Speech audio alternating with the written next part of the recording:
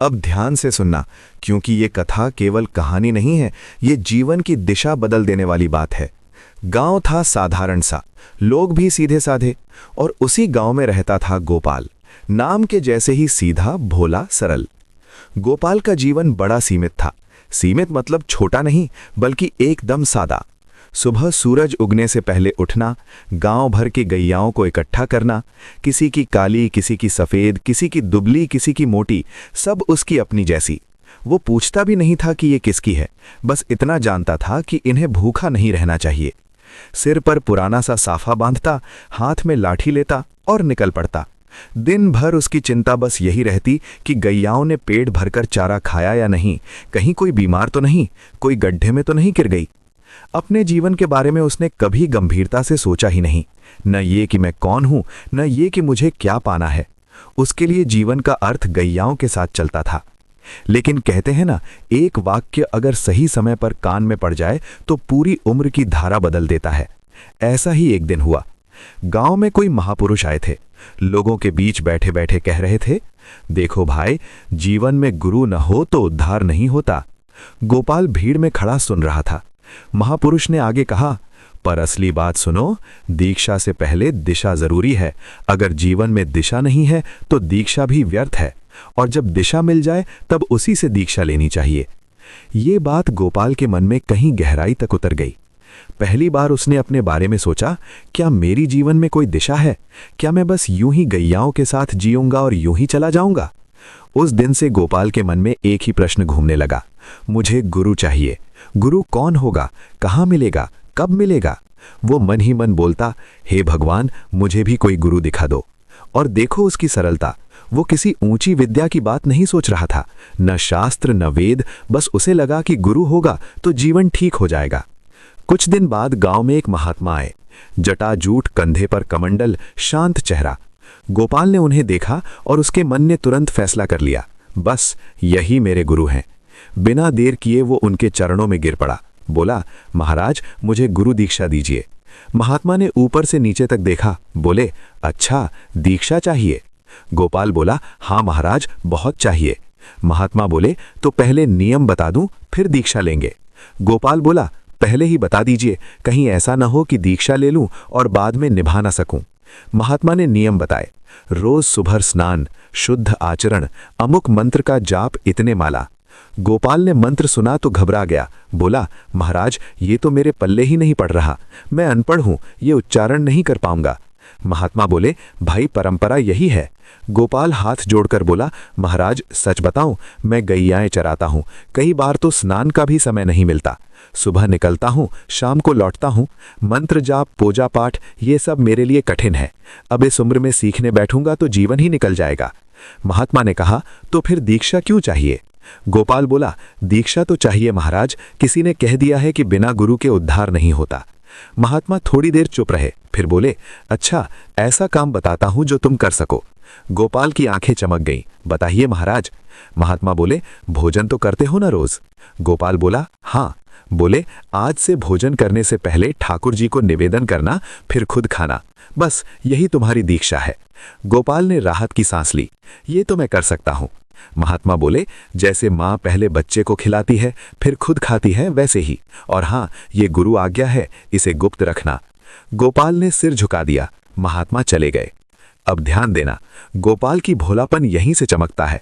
उसे ये नहीं बताया गया था कि ठाकुर जी प्रतिमा या भाव में आएंगे। उसे लगा कि जैसे बच्चे सामने बैठते हैं वैसे ही ठाकुर जी भी आएंगे। उसी दिन वो गैयाएं चराने गया। दोपहर में पत्नी भोजन लेकर आई। गोपाल बोला, तुम जाओ, हम खुद खा लेंगे। पत्नी चौंकी, क्यों? हमेशा तो मैं ही खिलाती हूं। गोपाल बोला, अब आदत बदलनी है। पत्नी ज्यादा सवाल करने वाली नहीं थी, चली गई। गोपाल ने भोजन सजाया, मोटी रोटियां, थोड़ा गुड़, मिर्ची, मूली, गाजर। उसने हाथ जोड़कर कहा, ठाकुर जी आ जाइए, भोग पा लीजिए। वो इंतजार करने लगा। समय बीत गया, ठाकुर जी नहीं आए। गोपाल ने सोचा, शायद कहीं और होंगे। गुरुजी ने कहा है, पहले आप पाओगे फिर मैं खाऊंगा। वो भोजन उठाकर गैयाओं को खिलाया और भूखा सो गया।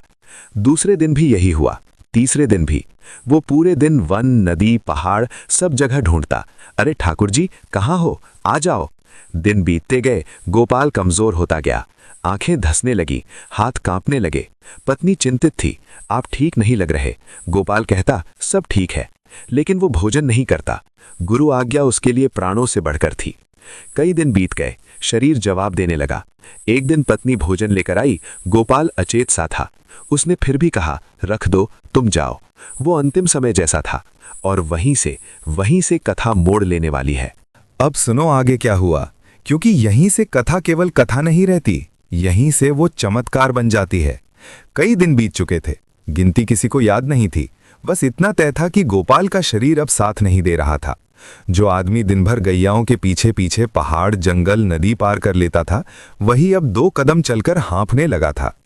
आंखों के नीचे गहरे गड्ढे, होंठ सूखे, आवाज कांपती हुई। पर मन में न कोई शिकायत थी, न कोई शंका। बस एक ही भाव, गुरु ने जो कहा है वही सत्य है। अगर ठाकुर जी नहीं पाएंगे तो मैं भी नहीं पाऊंगा। पत्नी भीतर ही भीतर रोती थी। वो रोज देखती कि भोजन जस का तस पड़ा रहता है। रात में वही भोजन गैयाओं को खिला दिया जाता है। वो पूछती, आप खाते क्यों नहीं? गोपाल बस इतना कहता, मैं खा लेता हूं, तुम चिंता मत करो। और देखो उसकी सरलता। वो झूठ भी पूरी तरह नहीं बोल पा रहा था, क्योंकि वो सच में ठाकुर जी के दर्शन से तृप्त हो रहा था, भले शरीर भूखा था।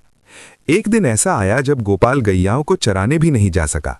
गांव वालों ने देखा, अरे आज तो गोपाल दिखाई नहीं। पत्नी अकेले ही गैयाओं को छोड़ आई।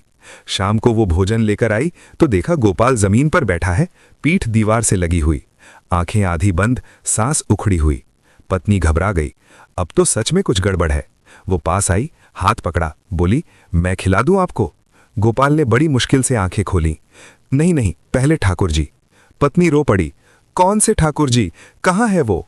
गोपाल ने धीमी आवाज में कहा, आएंगे, गुरुजी ने कहा है। पत्नी कुछ समझ नहीं पा रही थी। उसने भोजन सामने रख दिया और चुपचाप एक और बैठ गई। गोपाल ने कांपते हाथों से सामग्री को ठीक किया, रोटी उठाने की कोशिश की, हाथ कांप कर गिर गया। आंखों से आंसू बहने लगे। वो मन ही मन बोला, हे भगवान, मैंने आपकी आज्ञा का पालन करने में कोई कमी तो नहीं की। अगर मुझसे कुछ भूल हुई हो तो क्षमा करना, पर मैं गुरु आज्ञा नहीं तोड़ सकता। और उसी क्षण सुनो ध्यान से, कमरे में एक अद्भुत सुगंध फैल गई। ऐसी सुगंध जो न भूलों की थी, न धूप की, बल्कि प्रेम की थी। पत्नी ने सिर उठाया, हवा जैसे ठहर गई। गोपाल की आंखें पूरी तरह खुल गईं। सामने खड़े थे मुरली मनोहर श्याम सुंदर। न वैकुंठ का वैभव, न सोने के सिंहासन, बल्कि एक साधारण ग्वाले के रूप में। वही मुस्कान, वही करुणा। गोपाल ने देखा और जैसे मृत शरीर में प्राण लौट आए हों। जो ऊर्जा खत्म हो चुकी थी वो पल भर में लौट आई। वो उठकर बैठ गया, आंखों से अश्रुधारा बहने लगी। बोला, भगवान, आपने बड़ा विलंब कर दिया। मैं तो समझा था कि आप आएंगे ही नहीं। ठाकुर जी मुस्कुराए, बोले, गोपाल, तूने हमें बांध लिया था, हमें आना ही था। गोपाल ने कांपते हाथों से वही सूखी रोटी, गुड़ मिर्ची सामने रख दी। भगवान, यही है मेरे पास, अब पा लीजिए। ठाकुर जी वहीं जमीन पर बैठ गए, जैसे कोई बालक बैठता है, और बड़े प्रेम से भोग ग्रहण करने लगे। पत्नी ये दृश्य देख रही थी, पर उसे समझ नहीं आ रहा था कि वो सपना है या सच। ठाकुर जी खाते हुए बोले, इतने दिनों से तुम हमें ढूंढते रहे, वन में, नदी में, पहाड़ पर हम तो तुम्हारे भाव में थे। गोपाल रोते हुए बोला, मुझे पता नहीं था, मुझे लगा जैसे बच्चे आते हैं वैसे आप भी आएंगे। ठाकुर जी ने कहा, और तुम आए बिना खाए रहे? गोपाल बोला, गुरु आज्ञा थी। अब ठाकुर जी गंभीर हो गए, बोले, गोपाल, आज हमने भोग पा लिया, अब तुम भी पाओ। गोपाल ने रोटी उठाने की कोशिश की, पर हाथ फिर कांपने लगे।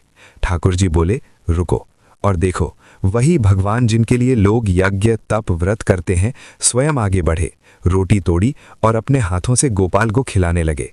पत्नी की आंखें फैल गई, उसका शरीर कांपने लगा। ये दृश्य किसी स्वप्न से कम नहीं था। गोपाल खाते खाते रो रहा था, भगवान, मैं कौन हूं? आप कौन हैं? आपने ऐसा क्यों किया? ठाकुर जी बोले, तूने हमें अपने प्रेम से विवश कर दिया। तूने नियम नहीं देखा, विधि नहीं देखी, बस गुरु की आज्ञा को प्राण मान लिया। यही सच्ची भक्ति है। फिर ठाकुर जी ने उसका हाथ पकड़ा, अपने हृदय से लगाया, बोले, अब तेरा काम इस पृथ्वी पर पूरा हुआ। गोपाल की आंखों में न डर था, न मोह, बस शांति थी। पत्नी ने देखा, गोपाल का चेहरा दिव्य हो गया है। अगले ही क्षण जैसे प्रकाश की लहर उठी और सब शांत। ठाकुर जी गोपाल को अपने साथ नित्य लीला में ले गए। पीछे रह गई बस एक कथा, जो आज भी हमें ये सिखाती है कि भक्ति कठिन नियमों से नहीं, सरल हृदय से होती है। और जब गुरु की आज्ञा को ही सब कुछ मान लिया जाए तो भगवान स्वयं चल कर आते हैं।